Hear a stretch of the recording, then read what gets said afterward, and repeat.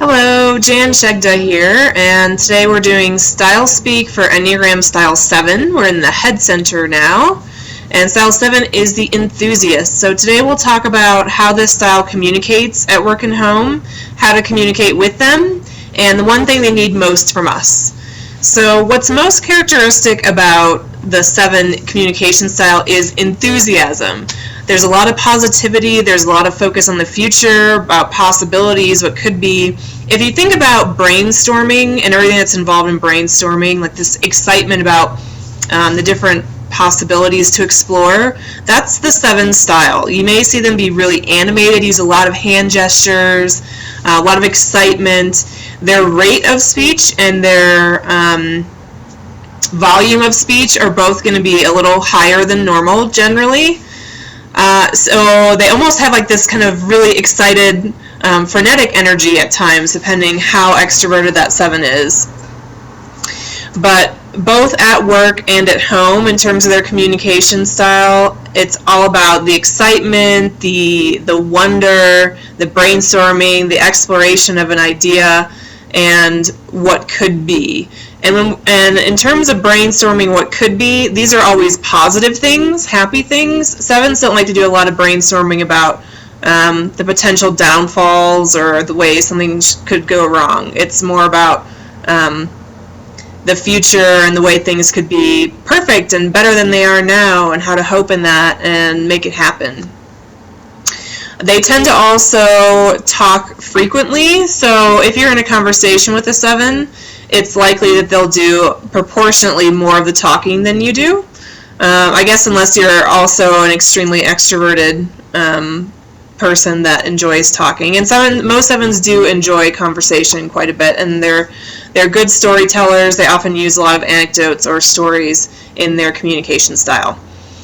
So that's how they are at work and home. The only thing that's different at work is if you're in a work meeting with them, for example, they're going to want to take the positive spin to any particular issue, and they're going to want to talk about inroads of how to make something happen more effectively and how to get going with it. There's always going to be a lot of energy to get started, to get out there, versus sitting around and talking about it, for example. Okay, so how best to communicate with them? First thing to do is match their rate of speed. So 7s really want a companion, a conversational companion, which means they want you to be similar to them in how you're talking, which means you're going to talk a little bit more quickly, you're going to be more excited, you're going to give them more positive feedback about, oh, how great this could be, or oh, what an interesting idea. So be more animated in your hand gestures, perhaps, maybe also in your facial expressions, and match their rate of speed. By the way, this goes for being with 7s generally. Even in terms of how they walk, 7s tend to have a faster pace than other people, so the more you can match them, the better. For better or worse, if a 7 is with someone that's not really partnering with them or getting on board with them at that rate of speed, they tend to leave that person behind. So the best thing you can do is join with them. And most importantly, can enter that world of brainstorming with them. They really enjoy and value those relationships where they can do some of that inner exploration of the possibilities and different ideas. And so that's really important. If they're a more concrete 7, so someone that's not as heady, it might involve exploration, just of kind of the possibilities of things to do, not necessarily talking so much. But regardless, across the board, a 7 wants you to explore the possibilities with them and be excited about what those possibilities are. So I think the one thing that 7s need most from us in communication is that enthusiasm, matching their enthusiasm and being with them. Because 7s have such a faster pace than others, sometimes it's hard for them to find somebody that can keep up with them consistently, and that's really a loss for them.